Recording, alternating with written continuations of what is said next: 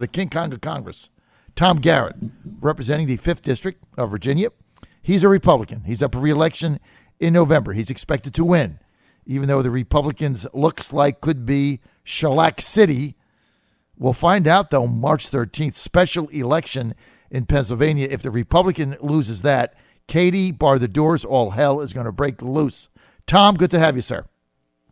John Fredericks, as I live and breathe. How are you? I love hashtag King Kong of Congress. You like it? No, I don't think that strikes the tone of humility. I think that's a little bit self-aggrandizing. But, humility? I okay. can't control what other people say about me, as is evidenced every day in social media. So if you want to go with it, go with it.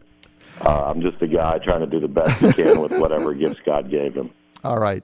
I love King Kong of Congress, and I'm going with it. Now, because you are the King Kong of Congress, because you tell us the truth. So does Morgan Griffith, who'll be on at 8:35. Now, okay, so the president floating out there saying, look, a little compromise here, a little compromise there. Looking at gun legislation, which would allow, if you go through the proper training and you're a teacher and you have a concealed weapons permit and all that good stuff, if you choose to carry a gun in school, you can do that. Compromise on that, raise the gun buying age to 21. Can't buy a handgun now till you're 21 anyway, no big deal. And get rid of the bump stocks that really don't make any sense. It turns semi-automatic into a machine gun. Some of them don't work. They're crude, just dumb. Get rid of them. I'm for that. It's a meaningless compromise to me. And then finally, strengthening these background checks so we don't have a repeat of the craziness that happened in Florida. What say you? Well, look, it's totally legitimate to discuss guns. I think that there was a system in place in Florida. I know there is in Wisconsin, and there is in Virginia, although it probably needs to be shored up, wherein firearms can be taken from someone who there are warning signals as to their stability and their threat to them, the threat that they pose to themselves or others. Having said that, we also ought to be looking at a mental health crisis. We also ought to be looking at another common denominator amongst mass shooters, whether it's Adam Lanza in Newtown, whether it's James Holmes in Aurora, or Dylan Klebold and Eric Harris at Columbine, whether it's Jared Loeffner with Tulsi Gabbard, or this clown evil person in Parkland, and that is that they were all hopped up on medications, some of which have as a side effect homicidal or suicidal ideation to the tune of 5% of users, which is 1 in 20, and yet we still prescribe them to millions and then wonder why. And again, it's tough to get this data because of HIPAA, but anecdotally, we know that just about every single mass shooter was on some sort of SSRI inhibitor, et cetera. Now, these drugs certainly have positive outcomes for any number of people, but I would suggest that we need to do a top-down on how we prescribe them. Having said that, I'm not going to shy away from the fact that no right, and rights imbued to individuals, not collectively, is absolute.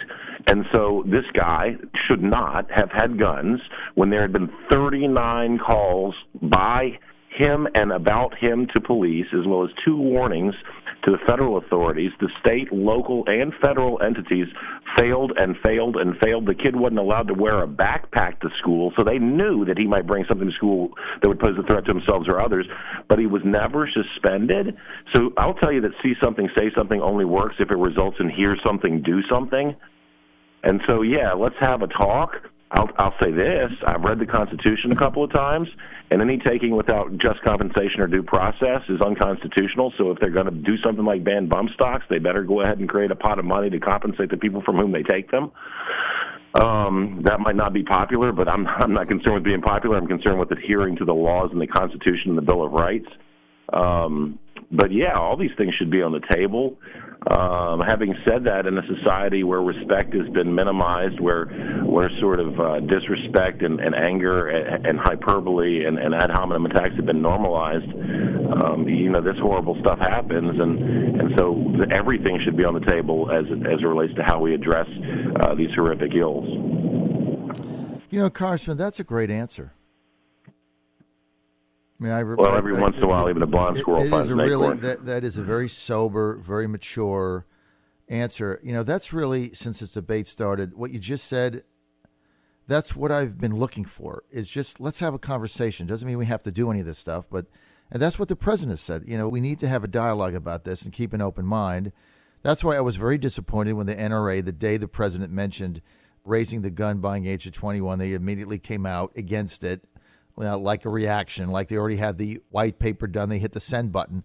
I mean, I think that chokes dialogue off, and I think there needs to be an internal look. Any change is going to have to come from Second Amendment rights advocates like us, gun owners like us, gun advocates like us. The discussion, you're not going to have it with the Bloomberg left. It goes nowhere. Everybody digs in. Everybody jumps in their trenches. They pull the bazookas out. Nothing gets done. Any compromise has to come from those that believe in the sanctity of the Second Amendment. And, maybe there's things that we could do. Well, this transcends even the Second Amendment to the concepts of natural law, right, that an individual has a right to defend themselves that's not granted by government, but granted by a higher power, nature or God, depending upon your value set. Right. And so ultimately, if Mary Lou Retton were to try to defend herself against Mike Tyson, a firearm would be the only equalizer. And that's a reality. Now, having said that, again, rights imbued to individuals, no right is absolute. This cat shouldn't have had guns. Mm-hmm. And I mean, how many warnings, how many red flags? When the school banned him from wearing a backpack. Right there. I mean, 2 credible warnings to the FBI and 39 encounters with law enforcement. Right. I mean, they had 45 calls to his home over an 8-year period. By the way, the sheriff down there, Steve Israel, lied through his teeth about it. CNN did a open records request. They had 45 calls to their home where this kid lived, him and his brother. Every one of them had to do with some kind of violence. I mean, after a while, there's like a trend here, like something bad is happening. Why this didn't get into a database, I don't know. And the people on the right who are saying, well, this has to do with Obama's policy not to arrest kids in school so they don't get a record. That's nothing to do with this, okay? Nothing. They got 45 calls. It didn't have anything to do with the school. They were fighting each other in the home. This kid was threatening people. It had nothing to do with Obama's trying to stop the school-to-jail program, the Promise program. And see, this is where I differ from my conservative, right-wing friends, because you cannot blame everything that happened on Obama. This was a failure of the system as we have it. Let me ask you something else. Well, we attack our schools all the time because we're not getting some of the outputs that we want without regard to what we send to our schools. Right. There's always a societal responsibility, and interestingly, as a libertarian, I find myself advocating on behalf of individual liberty for the good of the collective whole. Right. But yeah, the reaction of the left and right always to blame everything as if nothing bad ever happened prior to President Obama, or if you're on the left prior to President Trump, is ridiculous on its face. There are a myriad of inputs here that create these horrible outcomes. Why does this guy Israel still have his job? I mean, doesn't the buck stop at the top? What I'm not going to do is, and I'm not trying to impugn you at all, John, but I'm not going to engage in the ad hominem attacks because it gets done to me so often. So I would say that I find any number of areas in which I disagree with him and take exception with things he said. But it's not his fault either, although he may, as a leader, play some part in the outcome by virtue of a lack of response. Essentially, I believe, and I'd have to check this, that sheriff in Broward County, Florida, is an elected position, and they've elected this guy. And, I think it was Mark Twain who said the electorate deserves exactly what they asked for, long and hard. So it's hopefully there's a referendum on his leadership, and the voters will have an opportunity to change course if they choose. That's why we have elections. The White House Chief of Staff, General Kelly, pulling some of Jared Kushner's security clearance down, downgrading him. Now there's a story in the Washington Post saying that he may have been compromised by some countries who sought leverage over him because he went around General McMaster in setting up certain meetings or having dialogues with foreign countries as an advisor to the president. I don't really see where the leverage is, but that's what the Post is reporting today. By the way, just for the record, the Post piece on Kushner is an opinion piece. At the very least, it should be on the editorial page. If they don't want to do that, it should be, as a former editor, it should be tagged as news analysis. They have it as a news story. It's all subjective. Having said that, Kushner doesn't get paid, right? He's not on the taxpayer dime. He gets paid nothing. If the president wants to keep him around as an advisor and the taxpayers are not paying him and his clearance is downgraded, who cares? Why is this an issue? Well, it's an issue because it advances a narrative, and the narrative is that somehow this is that look, they're trying to get as close as they can to the guy in the White House to say, look, we told you there was unlawful interaction with foreign agents. Well, there was unlawful interaction with foreign agents. The foreign agent's name was Christopher Steele. He was paid by Fusion GPS. He was paid by the DNC. He was also, ironically, to have been paid by our own FBI to fabricate materials in conjunction with other foreign agents from, Russia, to influence an American election from without. And so, look, I've never met Jared Kushner. I wish him well, just like I do every other member of God's family. But I don't rightly care. Let me give you a news flash. Every country in the world with any sort of diplomacy effort seeks to have influence over everybody who they think might help advance their agenda, to include our allies. We're all big girls and boys. You try to do your job the best you can within the context of what you told the people who sent you there. And I guess in Jared Kushner's case, tangentially, it's the people who elected his father-in-law. Understanding full well that when I speak to the ambassador from any country, including our allies, their goal is to advance the interests of that country, and their friendship and their interaction, et cetera, takes into account the interest of their country.